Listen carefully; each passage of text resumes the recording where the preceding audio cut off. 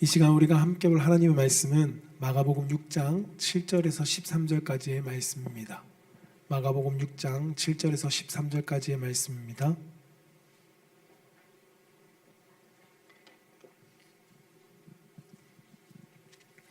마가복음 6장 7절에서 13절 우리 한 절씩 교독하겠습니다.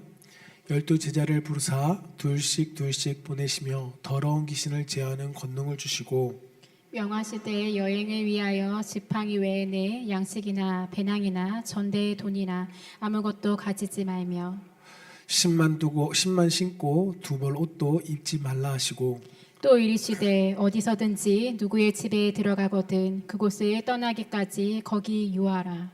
어느 곳에서든지 너희를 영접하지 아니하고 너희 말을 듣지도 아니하거든 거기서 나갈 때 발 아래 먼지를 털어버려 그들에게 증거를 삼으라 하시니 제자들이 나가서 회개하라 전파하고 많은 귀신을 쫓아내며 많은 병자에게 기름을 발라 고치더라. 아멘. 오늘 하나님께서 우리에게 주신 하나님의 말씀은 마가복음 6장 7절에서 13절까지의 말씀을 가지고 한번 따라해 봅시다. 복음을 누리는 제자들, 복음을 누리는 제자들이라는 말씀의 제목으로 선포되어질 때 그 복음을 누리는 제자로서 우리 사랑하는 성도님들이 살아가기를 주님의 이름으로 축복합니다. 저를 따라서 한번 고백해 보겠습니다. 하나님 사랑합니다. 하나님 감사합니다. 이 고백이 우리의 신앙의 고백이 되길 주님의 이름으로 축복합니다. 짧은 예화로 함께 시작하고자 합니다. 어떤 가난한 중국인이 멀리 선교사님을 찾아와 세례를 받고 싶다고 한 이야기입니다. 그래서 선교사님이 그에게 물었습니다. 복음을 어떻게 듣게 되었습니까? 라고 물었을 때 그 가난한 중국인이 저는 아직 복음을 들어보지 못했습니다 라고 이야기했습니다. 복음을 들어보지도 않고 어떻게 세례를 받게 되었을까? 의아한 선교사님이 어떻게 그러면 세례를 받으려고 합니까? 라고 질문했을 때 그에게 그 가난한 중국인이 이렇게 한 이야기를 들려줍니다. 제가 있는 중국의 한 지역에 사는 그 지역에서 저는 한 사람을 알고 있습니다. 그 사람은 한때 아편 중독자였고 매우 격한 성미를 가지고 있는 사람이었습니다. 그런데 그가 어느 날 기독교를 접하면서부터 그의 모든 생활이 변하는 것을 내가 보았습니다. 아편도 끊고 그리고 성미가 급했던 불같은 성미가 친절하고 상냥한 성격으로 변화되는 것을 저는 경험했습니다. 저는 그것을 보고 저것이 복음이다 라고 생각하고 선교사님께 세례를 받고자 왔습니다 라고 이야기했다는 겁니다. 오늘날에 많은 그리스도인들이 있습니다. 우리는 복음을 전하고 복음을 이야기합니다. 그리고 천국에 대한 이야기를 많이 이야기하죠. 그런데 복음을 듣기는 하지만 과연 우리는 복음을 보여주는 삶을 얼마나 살아가고 있는지 이 예화를 통해서 다시금 우리를 점검해 보게 됩니다. 우리는 우리 자신들이 복음을 전하는 자인가? 아니면 복음을 보여주는 자인가? 우리를 점검해 볼 수 있어야 할 것입니다. 오늘 말씀에는 예수님이 제자들을 둘씩 보내십니다. 그들을 보내신 이유는 무엇이냐면 복음을 전하기 위해서 보내주셨습니다. 그들은 아직 완전한 제자들이 아니었습니다. 예수님이 제자로 부르신 지 얼마 되지 않은 사람들이었습니다. 그들은 아직 예수님으로부터 많은 가르침을 받지 못했고 그들은 천국에 대한 복음을 전하는 것이 여전히 두려운 사람이었습니다. 왜냐하면 바리새인들과 서기관들은 예수님을 통해서 들은 천국의 복음을 전하는 자들을 이단이라고 정죄했기 때문입니다. 두려움도 있었고 그리고 아직도 믿음이 부족한 자들이었지만 예수님은 그들을 둘씩 짝지어 보내셨습니다. 그리고 보내시면서 너희들이 무엇을 가지려고도 하지 말고 어떻게 행동해야 되는지 그리고 거절당하면 어떻게 해야 되는지를 예수님께서 그 제자들에게 알려주셨습니다. 이 말씀은 단순한 전도의 매뉴얼이 아닙니다. 복음을 전하는 제자들이 누리게 될 은혜가 무엇인지를 말씀해 주는 내용이 바로 오늘 본문 말씀의 내용입니다. 저는 우리 사랑하는 성도님들이 예수 그리스도의 제자로서 우리가 오늘 말씀에서처럼 예수님이 제자들을 파송하는 것처럼 우리를 이 땅 가운데 파송하는 예수님에게 우리 가운데 주시는 복음의 은혜를 함께 누리기를 소망합니다. 그 첫 번째가 무엇이냐면 함께 고백해 봅시다. 하나님을 의지하는 것입니다. 하나님을 의지하는 것입니다. 네, 하나님을 의지하는 것이 복음을 누린 자들의 첫 번째 복입니다. 오늘 마가복음 6장 8절에서 9절 말씀은 이렇게 말씀합니다. 같이 한번 읽어볼까요? 시작. 명하시되 여행을 위하여 지팡이 외에는 양식이나 배낭이나 전대의 돈이나 아무것도 가지지 말며 아멘. 신발 신고 빗지 말라 하시고. 아멘. 여러분, 이 말씀을 보면 마치 복음을 전하는 자는 금욕적인 삶을 살아야 되는 것처럼 성경은 이야기해 줍니다. 왜요? 아무것도 가지지 말라고 하고 있거든요. 물질도 멀리하고 아무것도 소유하지 말고, 마치 우리가 금욕적인 삶, 아무것도 가지려고 하지 않는 그런 것처럼 보입니다. 그러나 이 말씀의 예수님의 의도는 우리에게 금욕적인 삶을 살라는 것이 아닙니다. 제자들도 옷도 입고 먹을 것도 먹어야 됩니다. 음식도 먹어야 되고 머물 집도 필요합니다. 예수님께서 근데 그것을 가지고 누리지 말라고 말씀하시는 것은 아무것도 사용하지 말라는 말씀이 아니라 그것을 의지하지 말라는 말씀입니다. 세상을 살아감에 있어서 우리는 무엇이 가장 필요할까요? 돈이 필요합니다. 물질이 가장 많이 필요합니다. 이 세상을 살아가는 데 있어서 예나 지금이나 물질은 우리의 삶을 윤택하게 해줍니다. 많은 사람들은 물질을 의지하며 살아가죠. 그러나 예수님은 우리에게 말씀하시는 것은 그것을 사용하지 말라는 것이 아니라 그것을 의지하지 말라고 오늘 말씀하고 있습니다. 누구에게요? 복음을 전하는 자들에게. 마태복음 6장 25절과 31절 말씀은 이렇게 말씀합니다. 같이 한번 두 절을 읽어볼까요? 시작. 그러므로 내가 너희에게 이르노니 목숨을 위하여 무엇을 먹을까, 무엇을 마실까, 몸을 위하여 무엇을 입을까 염려하지 말라. 목숨이 음식보다 중하지 아니하며 몸이 의복보다 중하지 아니하냐. 그러므로 염려하여 이르기를 무엇을 먹을까, 무엇을 마실까, 무엇을 입을까 하지 말라. 아멘. 아멘. 죄송합니다. 네. 예수님께서 먹지 말라고 하신 것이 아닙니다. 무엇을 먹을까 염려하지 말라고 말씀하시는 것처럼 아무것도 가지지 말라는 말씀이 아니라는 겁니다.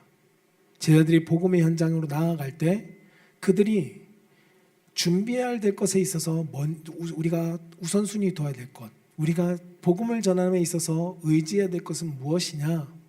물질이 아니라는 것입니다. 전대가 아니고 지팡이가 아니고 여벌옷이 아니라는 겁니다. 우리는 여행을 떠날 때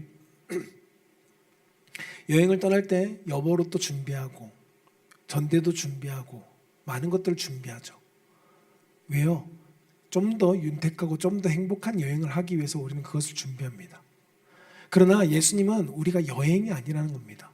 복음을 전하는 자들은 그것을 의지하며 그것으로 내가 평안한 삶을 살려고 하는 것이 아니라 우리가 먼저 의지해야 될 것은 무엇이냐? 전대나 돈이 아니라 하나님이 안전임을, 하나님께서 지켜주심을 우리는 의지해야 된다고 성경은 말씀하고 있는 것입니다. 먹을 것을 공급해주는 공급자가 아니라 하나님이 우리를 공급해 주시는 분이라는 것을 공급해 주시는 분이라는 것을 우리 보고 바르게 바라보라는 것을 예수님 말씀하고 있는 것입니다. 숙소가 우리에게 안식을 주는 것이 아닙니다. 하나님이 우리 가운데 안식을 주는 분임을 복음을 전하는 자들은 그것을 경험하라는 것입니다. 우리에게 예수님께서 결핍을 원하시는 것이 아니라 무엇을 의존해야 될지를 우리 가운데 가르치고 있는 말씀이 바로 오늘 말씀의 내용입니다. 그렇기 때문에 우리는 세상에 무엇을 입을까, 무엇을 먹을까, 세상의 물질을 의지하는 자로 살아가서는 안 됩니다. 물질이 있으면 먹고, 입을 옷이 있으면 입는 것이고, 물질이 있으면 안정감을 느끼게 될 것입니다. 그러나 결국 그러한 삶을 살아가게 되면 우리는 물질이 내 삶 가운데 주인이 되는 삶을 살아갑니다. 그러나 복음을 전하는 자는 물질이 있어서 그것을 쫓아가고 그것을 의지하는 것이 아니라 내 주인이 하나님임을 우리 보고 바르게 바라보며 그 의지할 분을 여러분들이 의지하고 나아가라고 오늘 제자들에게 말씀하고 있는 것입니다. 물질이 목적이 되는 순간 사명은 흐려질 수밖에 없습니다. 예수님께서 제자들에게 모든 것들을 허용했다면 어느 순간 그들은 편안한 삶에 안주했을 것이고 그들이 편안한 삶 가운데 사명을 상실해 버렸을 것입니다. 예수님은 물질이 필요 없어서 제자들에게 그것을 소유하지 말라고 말씀하신 것이 아니라 너희들이 의지할 것은 물질이 아니라 하나님이시고 하나님께서 너희들에게 공급해 주실 것이고 너희들에게 채워주실 것이다. 하나님을 의지하면 너희들은 복음의 사명을 감당해라 라고 말씀해 주고 계시다는 것입니다. 여러분, 물질을 소유하는 것이 잘못된 것일까요? 성경은 물질을 소유한 것이 잘못됐다라고 말하지 않습니다. 오히려 어떤 이에게는 물질을 소유하게 하심으로써 그것을 가지고 하나님의 복음 사역을 감당하게 하시기도 합니다. 초대교회 안에 보십시오. 초대교회 안에 모두가 거지였을까요? 모두가 가난했을까요? 그렇지 않았습니다. 초대교회 안에는 부유한 자도 있었습니다. 그러나 그 부유한 자들은 자신의 것을 나누면서 복음의 사역을 감당했습니다. 그것이 하나님께서 그들에게 주신 은사였고 은혜였던 것입니다. 또 어떤 이는 물질은 없지만 물질이 아닌 그들의 헌신과 육체를 가지고 수고하는 그 봉사로 하나님의 복음의 사역을 감당한 자들도 있습니다. 중요한 것은 물질의 소유가 아닙니다. 내가 무엇을 의지하려는지 그 의지의 대상을 오늘 하나님께서는, 예수님께서는 제자들에게 가르쳐주고 있는 것입니다. 복음을 전하는 자들은 그 의지할 것이 돈도 아니고 사람도 아니다, 하나님이다 라는 것을 알려주고 있는 것입니다. 이것이 꼭 목회자고 선교사님들만 적용되는 것이 아닙니다. 모든 성도들에게 복음의 사명을 받은 우리 모두에게 성경은 말씀하고 있는 것입니다. 아나니아와 삽비라를 바라보십시오. 아나니아와 삽비라가 헌금을 한 것이 문제가 아니었습니다. 그들에게 문제는 무엇이었냐면 하나님을 신뢰하지 못했던 것이 그들에게 문제였습니다. 하나님을 신뢰하지 못하고 물질을 내 것으로 감춰두는 순간 성령을 속이고 물질을 의지했기 때문에 하나님은 그들을 치셨던 것입니다. 그래서 그 핵심적인 말씀을 잠언서 3장 5절에서 6절은 이렇게 우리 가운데 가르칩니다. 함께 읽어볼까요? 시작. 너는 마음을 다하여 여호와를 신뢰하고 내 명철을 의지하지 말라. 너는 범사의 그를 인정하라. 그리하면 내 길을 지도하시리라. 아멘. 하나님을 의지할 때 나타나는 복음의 삶이 무엇일까요? 우리는 하나님이 내 삶을 책임지는 것을 경험하게 됩니다. 그러나 물질을 의지하게 되면 어느 순간 우리의 삶 가운데는 하나님의 지도하심이, 하나님의 인도하심이 사라져버린 삶을 우리는 경험하게 될 것입니다. 어떤 이는 몸으로 헌신하게 될 것이고 그 몸으로, 나에게 주신 몸으로 하나님의 나라를 위해서, 복음을 위해서 헌신할 때 하나님이 내 삶을 인도해 가실 겁니다. 어떤 이는 지혜를 가지고, 하나님께 나에게 주신 것을 가지고 하나님의 나라를 위해서 헌신할 때 하나님께서 그 지혜 속에서 인도하시는 것을 우리는 경험하게 될 것입니다.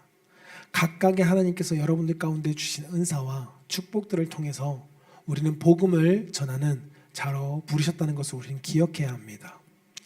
물질은 우리의 의지의 대상이 아닙니다. 지혜는 우리의 의지의 대상이 아니고, 우리의 건강함이 나의 의지의 대상이 아니고, 나의 사람들이 우리의 의지의 대상이 아니라는 것입니다. 우리가 바로 알아야 하는 것은 우리의 의지의 대상은 오직 하나님 한 분밖에 없음을 성경은 우리 가운데 가르치고 있습니다. 사랑하는 성도 여러분, 복음을 전하는 첫 번째 자세는 무엇이냐면 능력이 아닙니다. 능력 있는 사람만 복음을 전하는 것이 아니라는 것입니다. 복음은 능력 있는 자들이 전하는 것도 아니고 준비된 자들이 전하는 것도 아닙니다. 경험 있는 사람들이 전하는 것도 아닙니다. 오늘 말씀의 제자들을 보면 경험도 없었고 준비도 되어 있지 않았고 능력도 없는 제자들이었습니다. 예수님께서 부르신 지 얼마 안 된 제자들. 그러나 예수님이 보내실 때 보내심을 의지해서 하나님을 의지하며 나아가는 제자들 가운데 하나님은 놀라운 역사를 만들어내셨습니다.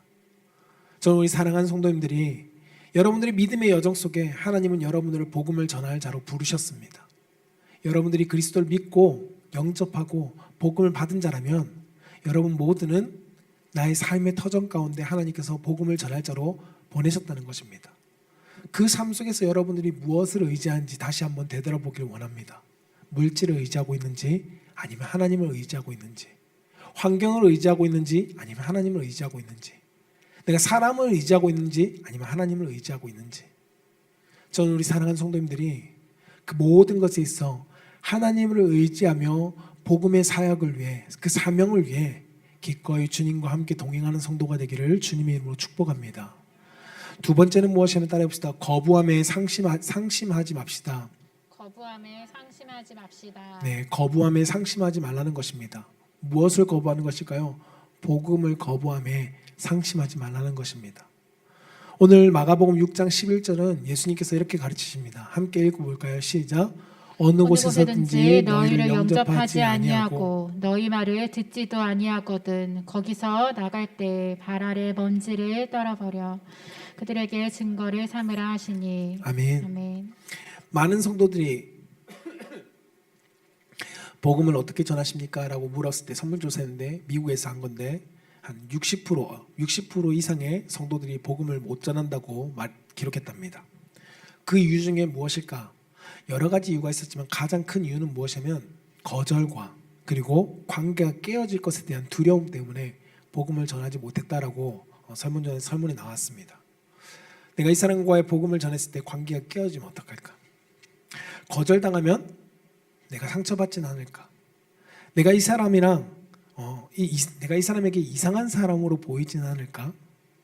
그러한 걱정과 그러한 두려움 가운데 복음을 전하지 못하는 이유가 가장 컸다는 것입니다.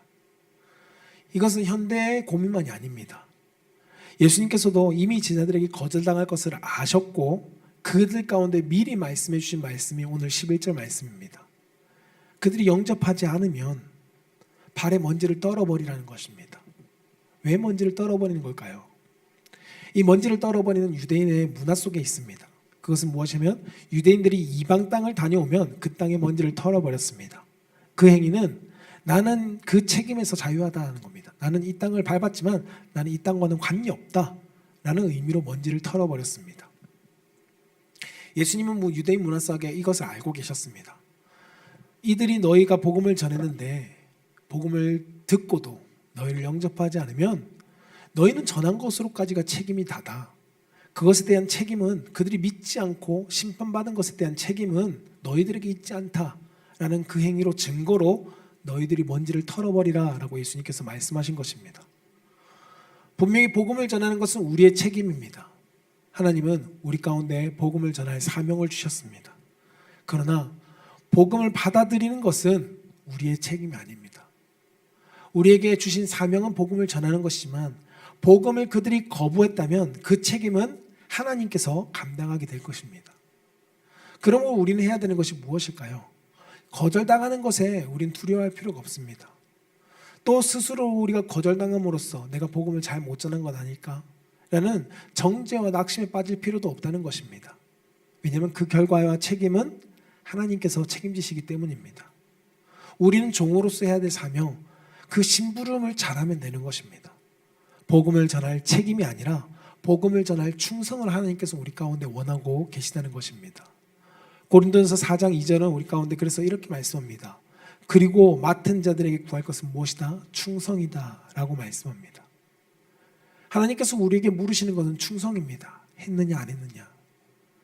너가 그들에게 나의 사명을 가지고 복음을 전할 자로 보냈는데 전했니 안 전했니를 하나님께서 물으시는 것이지 그 사람이 교회에 나와서 예수 믿고 구원받았니 안 받았니는 하나님이 우리에게 묻는 책임이 아니라는 것입니다. 하나님은 우리에게 몇 명 구원했니? 라고 묻지 않으십니다. 우리는 생각합니다. 내가 100명을 구원했으니까 하나님께서 나에게 100명에 대한 물으시겠지.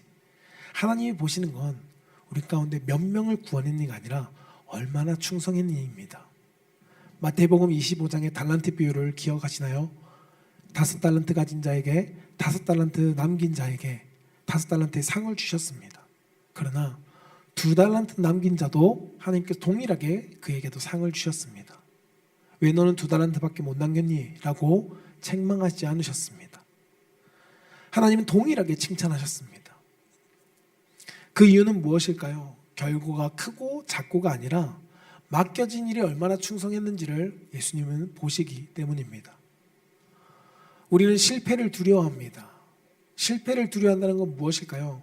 저 사람을 전도하고자 기회를 잡았다면, 우리가 이웃초청주의를 이제 앞두고 저 사람을 전도하고자 기회를 잡았다면 목표를 설정했다면 어떻게 해서든 그 사람이 교회에 나오게 하는 것이 우리의 목적이 되어 있습니다. 근데 그 사람이 나오지 않으면 우리는 뭐하죠? 좌절하고 실망하고 실패감을 느낍니다. 아쉬워할 수는 있죠. 그러나 실패감을 느끼는 것은 결코 하나님이 우리 가운데 원하시는 마음이 아니라는 것입니다. 왜냐하면 전도는 내 프로젝트가 아니기 때문입니다. 전도는 하나님의 역사 가운데 우리가 참여하는 것입니다. 하나님이 저 영혼을 구원하고자 하는 그 역사 속에 내가 복음을 전할 도구로 참여하는 것이기 때문에 우리는 그것을 가지고 좌절하거나 실패하거나 그리고 절망할 필요가 없다는 것입니다. 누군가가 거절했다면 그 씨앗은 사라지지 않습니다. 하나님은 그 프로젝트를 여전히 이어갈 것이고 그 사람의 인생 속에 다시 하나님께서 역사하셔서 어느 때에 하나님 앞에 순종한 자들을 통해서 복음의 역사를 만들어 가실 거기 때문입니다. 사랑하는 성도 여러분, 우리는 거절을 두려워할 필요가 없습니다. 우리가 이제 7주 뒤면 이웃사랑 초청주의를 이제 맞이하는데 여러분 상심할 것을 두려워하지 마십시오. 안 올 것에 대해서 여러분 걱정하지 마십시오. 우리는 결과의 주인이 아닙니다. 우리는 복음을 전할 충성해야 될 사명자라는 것을 여러분 잊지 마십시오. 복음을 전할 자는 거절을 두려워하는 자가 아닙니다. 내가 순종하는 것에 기뻐하는 자라는 것을 오늘 말씀 우리 가운데 알려주고 있습니다.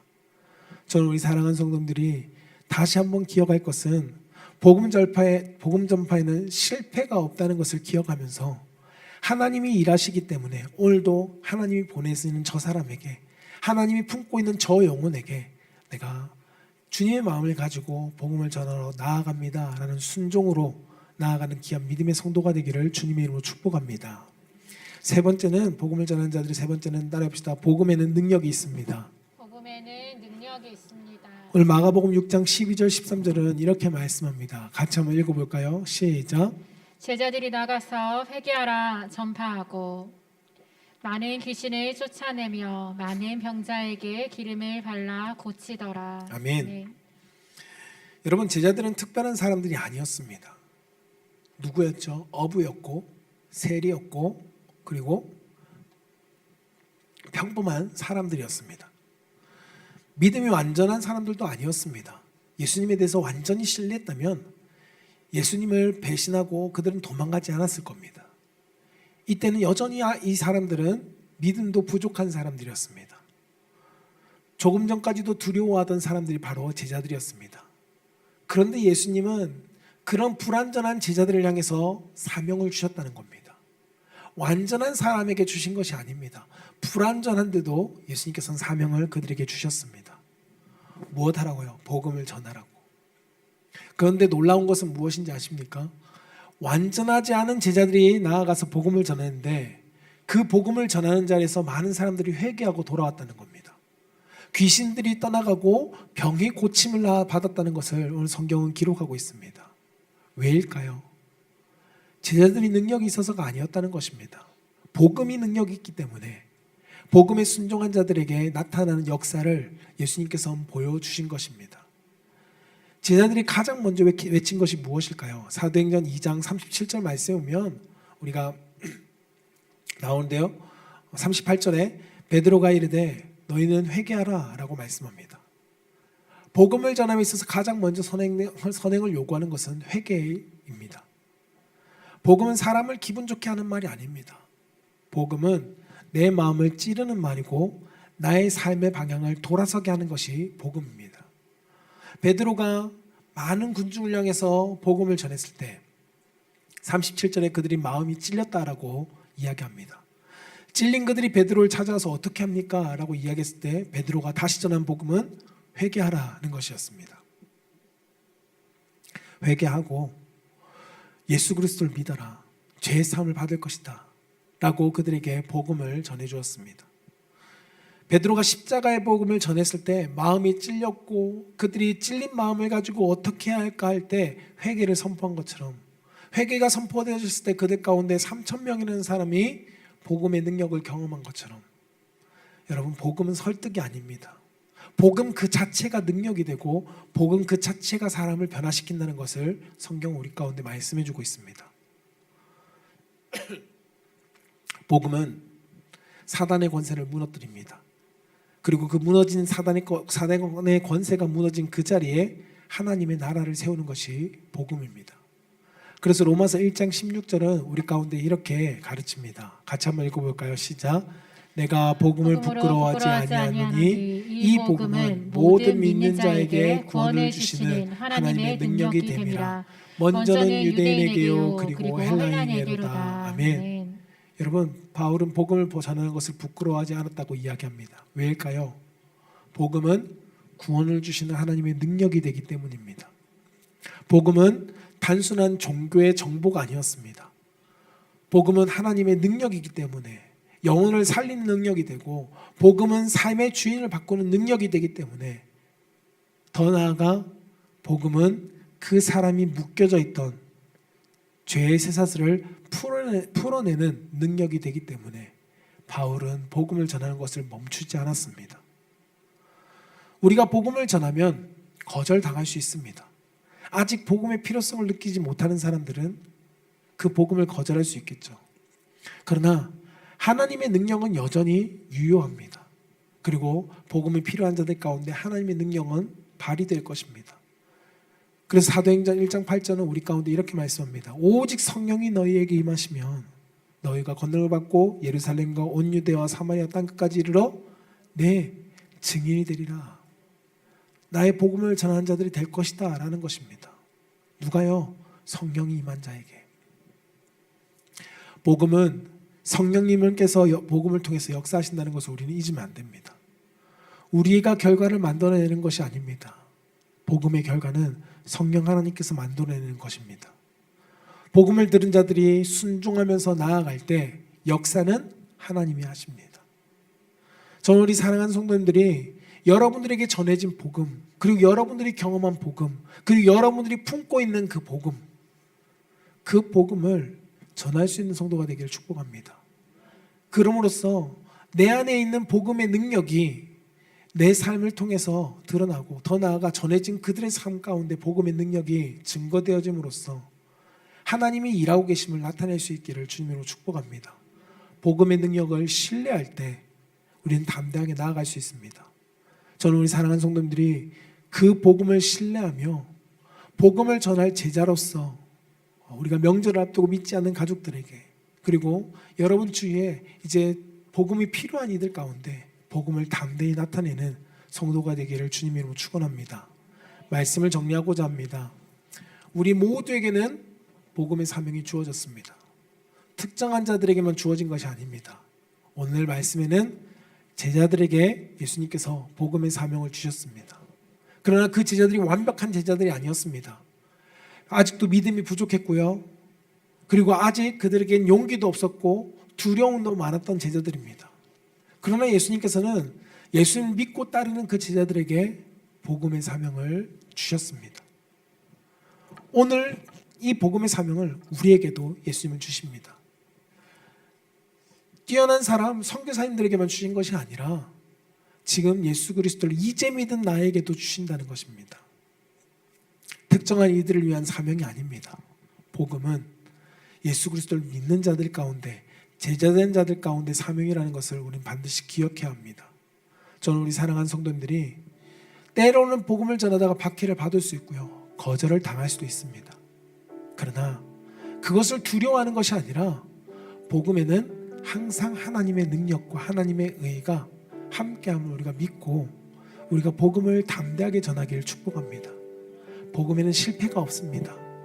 여러분들에게 다가오는 명절이 믿지 않는 가족들을 만나는 시간일 때, 그리고 우리가 이웃사랑 초청주의를 앞두고 내가 태신자를 품은 그 사람들 가운데 복음에 실패가 없다는 것을 기억하며 하나님이 우리 가운데 주신 그 사명, 주님의 마음을 가지고 기꺼이 나아가 담대하게 복음을 전할 수 있기를 축복합니다.